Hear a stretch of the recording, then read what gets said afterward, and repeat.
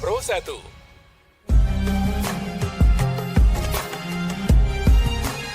Mutiara Pagi Pro 1.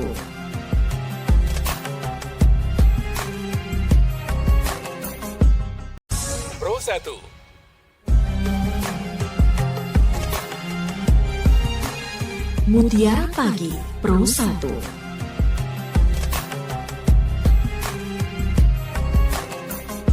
Sama baik, insya Allah sehat walafiat. Amin, Allahumma. Semoga istiqomah terus dalam kebaikan. Ini nampaknya sedang ada di masjid ya, salah satu masjid nih Ustadz ya. Baru ngisi nih, soalnya ada di Semkar nih. Masjid Baik, Talwil luar Qulub. biasa. Selesai satu langsung ke RRI gitu Ustadz ya. Estafet Nah, betul. makanya ya. Semoga Alhamdulillah. Allah memberi kesehatan selalu untuk Ustadz Sumarom. Amin. Amin. Allahumma amin. Baik, Amin. pendengar, kita akan ngobrol terkait dengan bentengi amal solehmu dengan keikhlasan. Nah, nih Ustadz, karena seringkali kita itu bingung ya. Arti keikhlasan sendiri itu apa? Dan jangankan, ini ya, arti dari keikhlasan, ini pasti selalu kita bingung bagaimana representasi dari keikhlasan itu sendiri. Kalau kita kadang, belum ini ya Ustadz ya, belum paham gitu. Dan kita belum legowo istilahnya dengan semua takdir yang Allah berikan kepada kita. Nah, kemudian kalau misalnya kita belum paham dari esensi ikhlas itu sendiri, lalu bagaimana kita bisa membentengi amal soleh kita gitu. Nah, ini barangkali perlu esensinya dulu begitu ya Ustadz ya, esensi dari keikhlasan itu supaya kita paham ilmu ikhlas itu secara menyeluruh begitu. Nah, ini silakan sebagai mukadimah barangkali Ustadz Sumarum, silakan. Assalamualaikum warahmatullahi wabarakatuh. Waalaikumsalam warahmatullahi wabarakatuh. Bismillahirrahmanirrahim. Alhamdulillahilladzi ja'alana minal abidin al-amilin al-mukhlisin. Al-qail fi kitabihil karim. A'udzu billahi minasyaitonir rajim. Faman kana yarju liqa'a rabbih falyamal amalan shalihan wa la yusyrik bi ibadati rabbih ahada. Wassalatu wassalamu ala sayyidina wa habibina wa qurrati a'yunina wa maulana Muhammadin al-qail iyyakum an tukhlitu ta'atallah bihubbi ila ibadih fatahbata a'malukum. Sadaqallahul azim wa sadaqa rasulul karim wa nahnu ala dzalika minasy syahidin walhamdulillahi rabbil alamin. Ma'asyiral muslimin, para pendengar dan penggemar RRI rahimakumullah. Alhamdulillah wa syukrulillah. Senantiasa marilah kita bersama memanjatkan puja puji syukur kehadirat Allah Subhanahu wa taala atas segala limpahan rahmat dan taufiknya yang senantiasa tercurahkan kepada kita sekalian, sehingga sampai detik pagi hari ini kita masih dapat diberikan kesehatan lahir batin oleh Allah Subhanahu wa taala.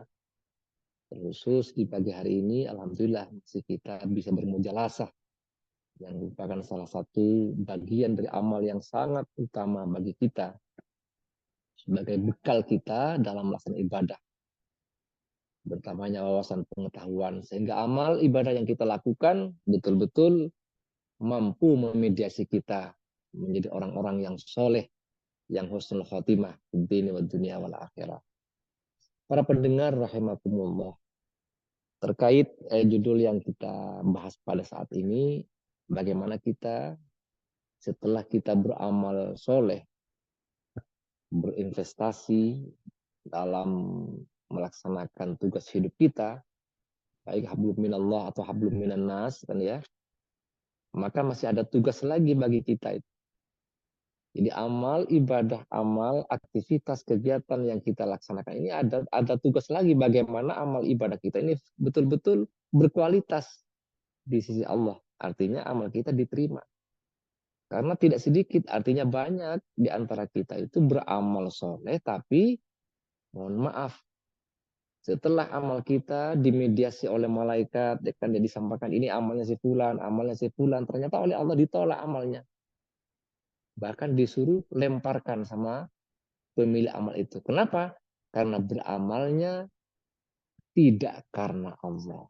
Beramalnya tidak ikhlas.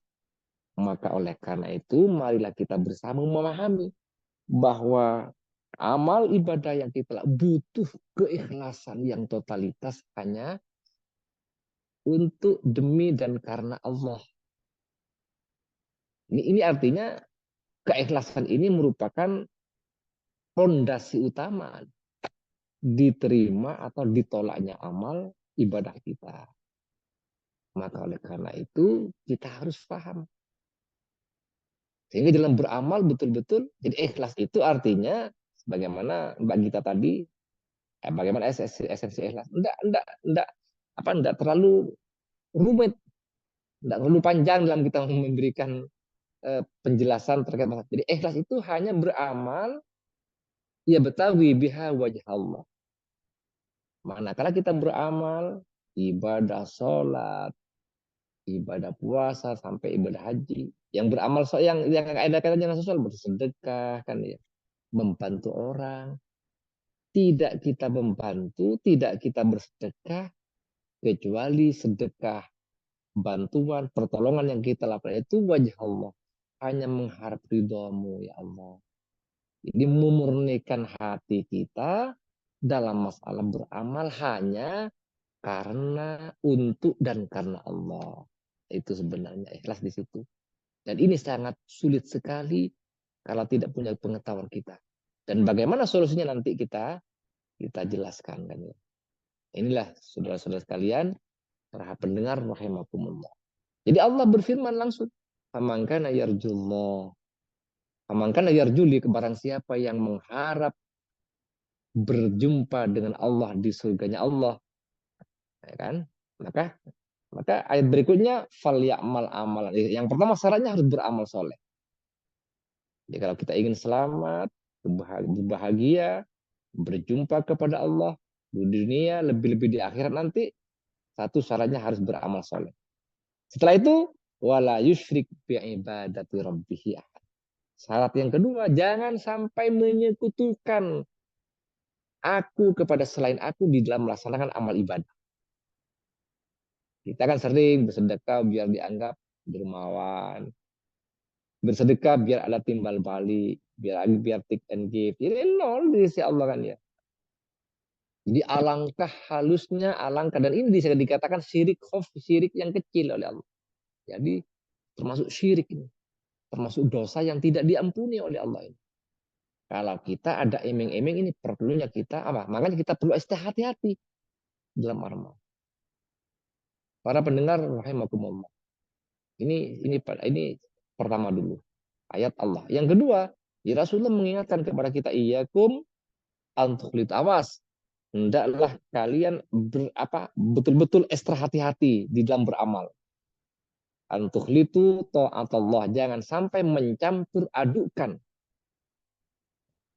dalam melaksanakan ketaatan kepada Allah bihubbi tsana'il ibad, dengan mencintai, masih senang untuk mendapatkan anggapan, penghargaan, pujian dari orang-orang lain, dari selain Allah. Maka kalau terpaksa seperti ini, masih ada iming-iming ini dan itu, fatah batu amal, maka amal kalian akan sirna, akan terhapus. Naudzubillah min dzalik. Inilah sementara Mbak Gita kan ya sebagai muqaddimah prolog, mari kita bahas bersama pentingnya kita ini memurnikan hati kita dalam melaksanakan berbagai aktivitas ibadah kepada Allah Subhanahu wa taala. Oke, baik. Sekian dan demikian dulu Mbak Gita ya. Jadi intinya memurnikan tuh ya, Ustadz ya. Jadi kita kalau memang Ya, kita melakukan sesuatu kebaikan apapun itu lillahi ta'ala gitu ya. itu yang perlu kita perhatikan kan ya. Dan ini menentukan soalnya kan ya. Nah, karena kadang kita itu berbuat suatu kebaikan karena ada alasan-alasan tertentu. Nah, ini yang seringkali samar begitu Ustadz ya. Ya, Alasan-alasan tertentu yang kadang pikiran kita itu membenarkan hal tersebut. Misalnya ketika pengen dilihat orang, kemudian kita pengen dapat pujian dari orang atau apapun itu. Nah, Pendengar, ini saya undang Anda pada pagi hari ini. Silakan di 665 396 662 317 kode area 0328 atau 08113345 101 pada pagi hari ini. Dan keikhlasan atau kemurnian eh, hati kita, niatan kita untuk melakukan hal kebaikan, ibadah kepada Allah, ini juga terhitung begitu Ustadz ya, walaupun kita belum sempat Betul, melakukannya ya. sangat sangat menentukan gitu soalnya Hmm, hmm, kemurnian itu kan ya. Sangat menentukan. Jadi mohon maaf kan ya. Percuma kita beramal hmm, tapi nggak ikhlas kan. hmm, Ini yang sangat perlu kita hati-hati kan ya bagi orang yang sudah berinvestasi beramal kan ya. Jadi ada tugas masih yang sangat penting bagi kita dan ini sering terjadi apakah kami bagi kita tadi sering. Jadi sehingga niat kita melenceng dari tugas apa dari tujuan pokok kan ya. hmm. Di semua amal awas. Wa ma umiru illa awas kata Allah. Kalian tidak diperintah oleh Allah dalam melaksanakan ibadah, amal bakti kita, aktivitas kita, mukhlisin lahuddin. Illa lihat kecuali karena ikhlas full total karena Allah. Makanya kita perbaiki mulai saat ini kan yang masih ada emeng-emeng ini, masih ada niatan ini, ada niatan itu. Selain ini bagian dari hal virus yang akan mengganggu kualitas amal ibadah kita. Ya. Hmm. Ustadz, kita kan manusia itu diberi ini ya, diberikan semacam ambisi, nafsu untuk mengejar hal keduniawian gitu. Nah, biasanya kita untuk mengerjakan sesuatu itu selalu ketimpaan dengan nafsu-nafsu tersebut, ambisi-ambisi tersebut. Nah, inilah akhirnya yang membuat kita tidak sepenuhnya murni ikhlas lillahi ta'ala. Ini gimana kita meredamnya nih Ustadz? Karena kan selalu saja ketimpaan Maka dengan ambisi. Mm-mm. makanya memang itu sering terjadi. Jangankan kepada orang umum, hatta kepada kita yang sudah anggaplah yang sudah sekedarnya punya pengetahuan kan ya, yang sudah mengajarkan agama ini. Jadi keikhlasan ini bukan hanya kepada orang-orang umum, orang-orang, tapi hatta orang yang ahli agama kena ini nanti kan ya. Makanya yang pertama kita memang ada dua cara kan ya. Bagaimana kita paling tidak menjaga membentengi amal kita jangan sampai terjebak kepada hal-hal yang membuat riak kan ya.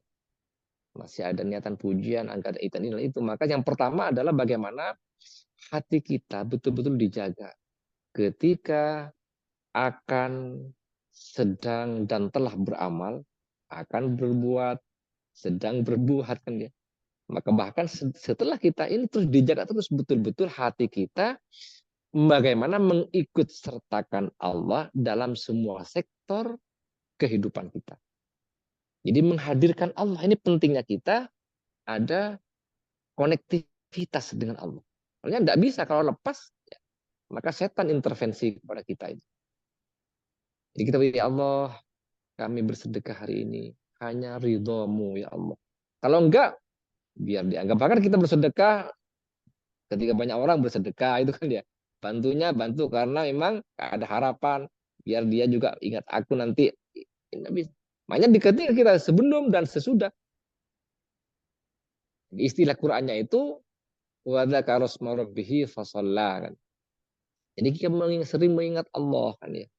Hanya engkau ya Allah tujuan kami.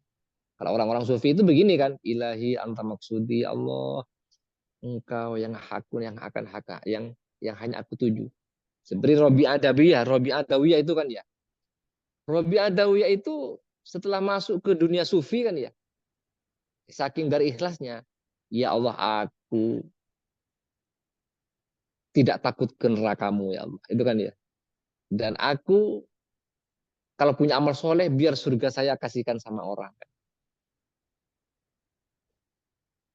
Ketika dilamar oleh Hasan Al Basri dan teman-teman, Robi Adawiyah nggak mau kawin lagi. Karena sudah kadung dia sudah betul-betul nikmatnya lezatnya dia sudah bersama Allah kan ya. Ya. Jadi ini, jadi bagaimana hati kita itu dikoneksikan dengan Allah. Beramal ya Allah hanya engkaulah yang aku, yang hanya aku tuju ya Allah. Waridhaka matlubi dan ridhamu ya Allah yang aku cari bukan siapa-siapa.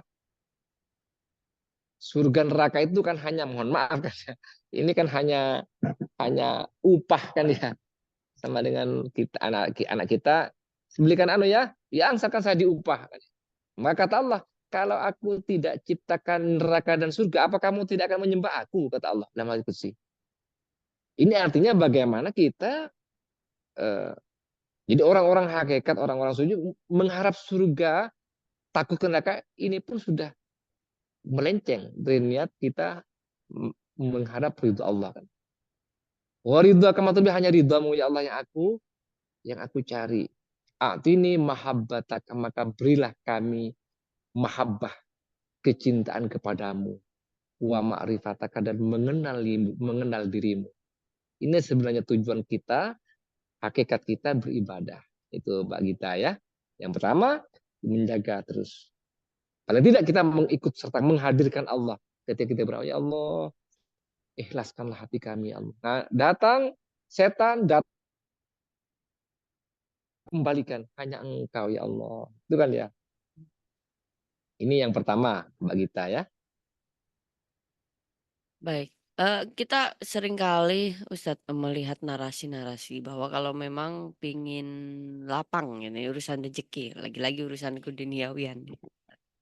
Katanya kalau pengen lapang rezeki kita, kita harus banyak bersedekah. Nah, ketika kita bersedekah, boleh nggak nih Ustadz niatan kita, ya Allah saya pengen bersedekah karena biar nanti Allah Engkau melipat gandakan rezeki hamba gitu karena lagi sempit, semoga dilapangkan. Boleh nggak gitu niatan gitu tuh? Boleh kan ya. Boleh kan seperti itu. Jadi kita bersedekah biar kan ya. Ya janganlah mahraja, biar urusan kita ada follow up, ada jalan keluar kan ya. Hmm. Terus biar rezeki kita ditambah kan ya. Karena ada hadis, mana qasamalu min shadaqatin bal yasdad bal yasdad bal yasdad. Jadi harta yang kita sedekahkan tidak akan berkurang, bahkan bertambah terus kan ya. Jadi kita bersedekah biar menghadap, boleh enggak apa-apa. Cuma kalau perlu ya lebih diluruskan lagi.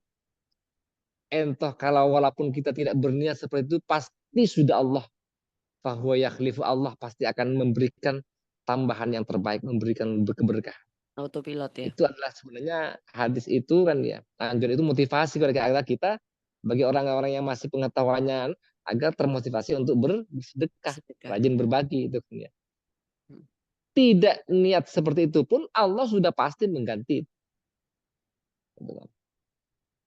Makanya perlu kemurnian hati dalam beramal itu Mbak Gita kan ya. Hmm. Iya karena ini mungkin memang setuju kata Ustadz gitu ya. Memang kalau bicara dimurnikan niat karena kadang yang kita minta itu yang kita berikan rezeki, yang kita berikan urusan keduniawian dan yang kita minta urusan keduniawian pula gitu cashbacknya gitu. Nah ini walaupun kata Ustadz tadi semuanya sebenarnya otomatis. Apapun yang kita lakukan itu pasti nanti Allah akan limpahkan apapun itu hak prerogatif Allah pada kita gitu ya Ustadz ya. Sebenarnya kan seperti itu. Betul.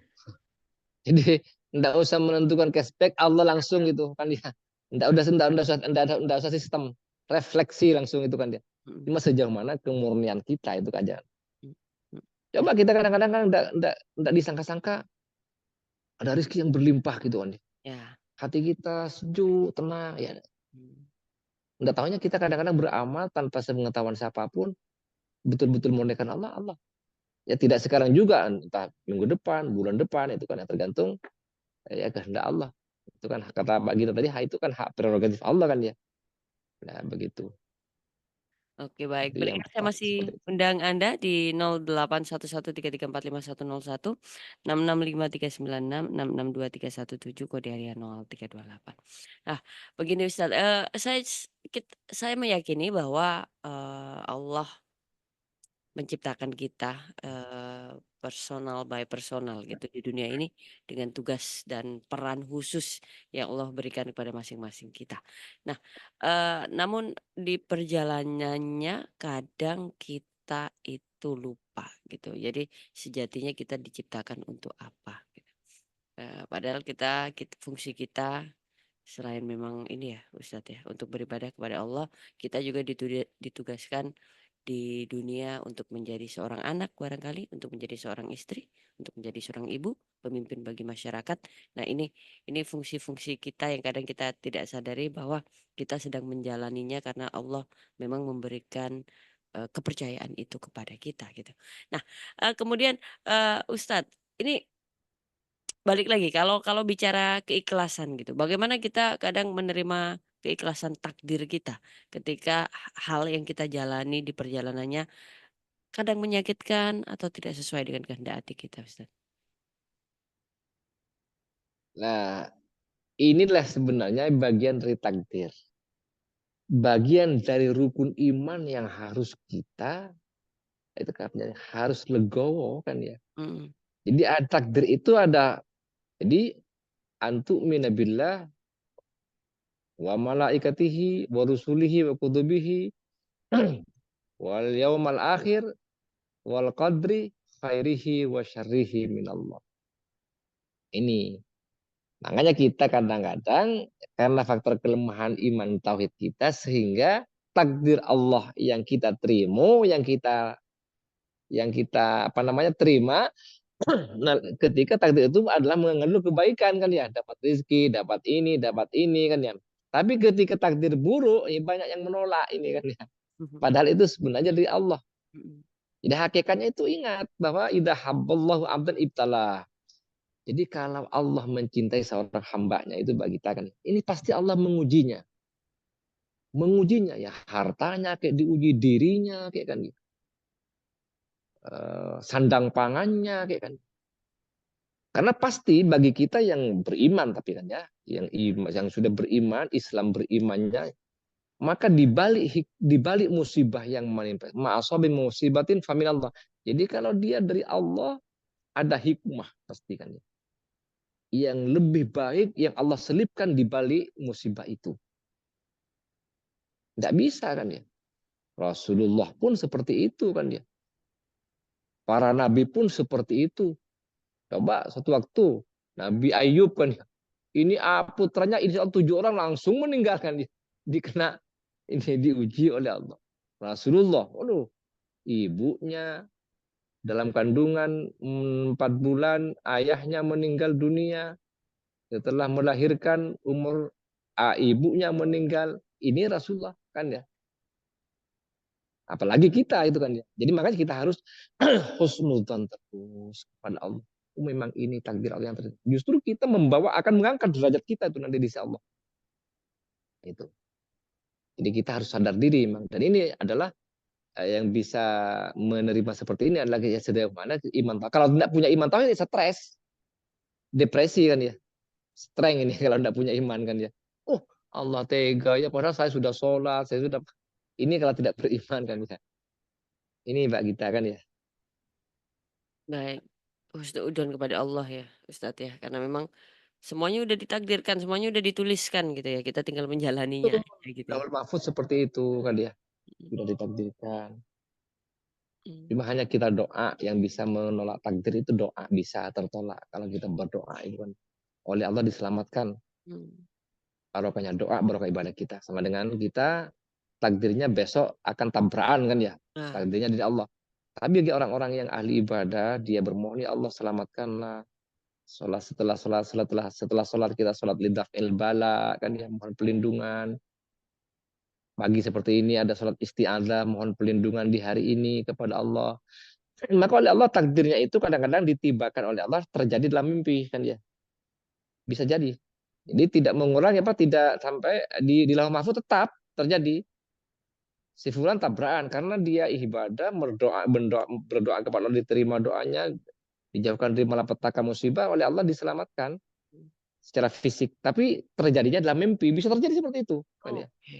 Dalam mimpi tabrakan, dalam mimpi ini kan ya Mhm, sepeda hilang itu bisa karena takdirnya cuma oleh Allah terjadi juga tapi terjadi dalam mimpi gitu kan ya. mmm, Seperti itu kan ya ternyata. oke.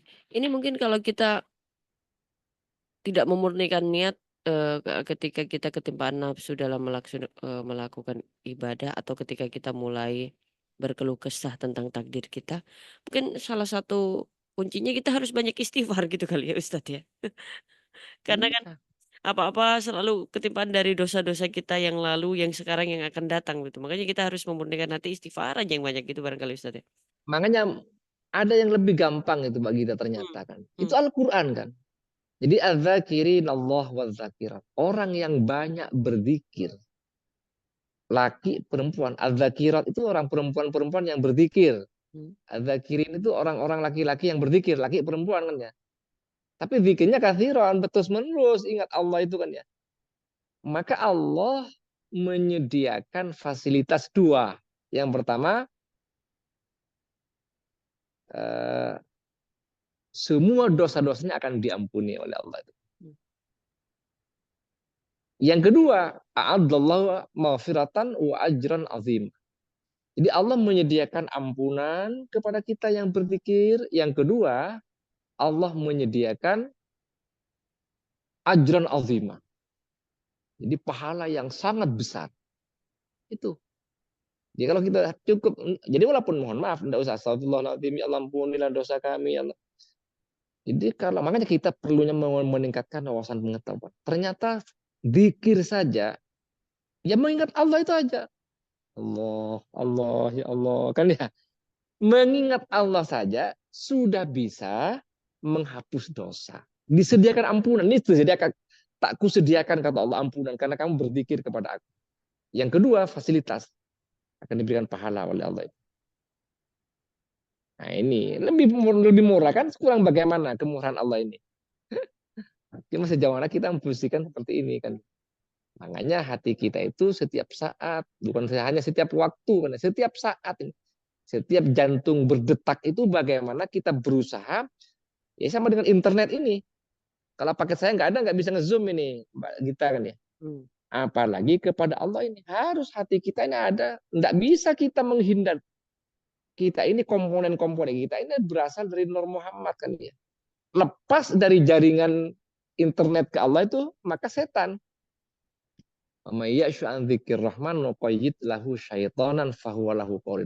Kalau intih tidak ingat kepada aku, kata Allah, maka aku jadikan setan sebagai pendampingmu yang akan menjadi pengarah. Setan akan menyelimut hati kita yang akan mendesain ke amal ibadah kita, melihatnya bersama setan, berjalannya bersama setan. Karena setan sudah dua pilihan dalam kehidupan ini. Bersama Allah kita akan dituntun, akan diberi cahaya nur. Kalau tidak bersama Allah, pasti bersama setan. Dua pilihan dalam kehidupan ini.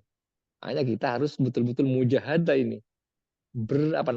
Bersungguh-sungguh dalam melawan, katanya Mbak Gita tadi, melawan nafsu, melawan setan kan. Lebih-lebih dunia ini bagian musuh kita kalau tidak bisa kita menyetirnya kan ya. Ini Mbak Gita seperti itu. Baik, ini memang kalau kata Ustadz tadi kita harus terkoneksi terus sama Allah ya, menghadirkan Allah dalam Harus. kehidupan kita. Ini kelemahan kita kan seperti itu kan ya. Hmm, Baik. Sehingga keluh kesah akan selalu datang kepada kita. Hmm, Mau healing, piknik. Mau healing, tenang, outbound, gathering. Tambah bingung itu kan ya. Main apa kita salah asuhan karena kita tidak pakai konsep agama. Bahkan yang didikan kiblat adalah non muslim, orang-orang kafir. Outbound ke Senang gitu ke ya. ya ke Bandung, ke Malang, ke Bali, mau cari tenang. Bukan cari tenang, ya tenang 1 minggu tenang, habis itu ruwet lagi, stres lagi. Jadi kalau tenang ke masjid, dekat dengan Allah, baca Al-Quran, itu aja kan ya zikir. Jadi tidak ada Al-Quran itu konsepnya satu, ala innalladzina amanu, orang-orang yang beriman dan sudah tenang hatinya, ala perhatikan kata Allah, hanya bidzikrillah, dengan menyebut nama Allah yang sebanyak-banyaknya, tatmainnul qulub, hatinya orang-orang beriman itu akan menjadi tenang, Hmm. healing, kan ya, relax. Orang berpikir banyak duit, aksesoris banyak, rumah bagus, kendaraan bagus, udah tambah bingung. Jangan ruwet-ruwet, agama itu mempermudahkan ya. Hmm.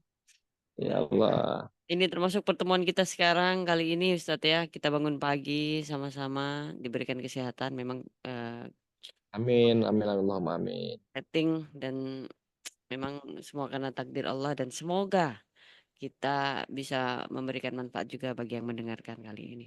Insyaallah. Amin. Jadi harapan saya gitu Mbak Gita ya, ingin tenang kembali ke Allah. Mbak Gita ingin tambah tenang, hadir ke rumah. Di rumah ada majelis zikir. Senin malam makan bersama. Free. Waduh, saya langsung diundang, luar biasa. Iya, tiap hari Senin malam wajib di rumah itu. Mm-mm. Wajib makan bersama setelah zikir. Di rumah masing-masing Ustadz ya. Di rumah saya itu memang disediakan untuk teman-teman itu kan ya. Oke. Perlu latihan nih Mbak Gita, mau ikhlas nggak ikhlas, yang penting kita beramal. Tapi diupayakan ikhlas seperti tadi itu kan. Amin, Allahumma amin, insyaallah, insyaallah. Kata Amin. Ustadz tadi selama kita terus menghadirkan Allah di hati kita, insyaallah lillahi ta'ala semuanya. Amin, Allahumma amin. Amin. Allahumma amin. Baik, terima kasih Ustadz Sumarum pada pagi hari ini. Terima Keterbatasan kasih. waktu, semoga lain waktu bisa sharing dan bisa banyak lebih banyak Amin. lagi menebar manfaat bagi yang lain. Amin, Allahumma amin. Saya Gita Ayu pamit undur diri, sehat selalu bersama keluarga di rumah Ustadz. Selamat berakhir Amin. pekan di hari Minggu. Saya Gita Ayu pamit undur diri. Assalamualaikum warahmatullahi wabarakatuh. Waalaikumsalam warahmatullahi wabarakatuh. Pro 1.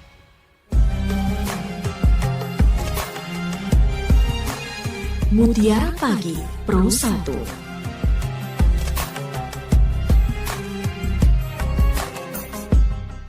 Pro 1.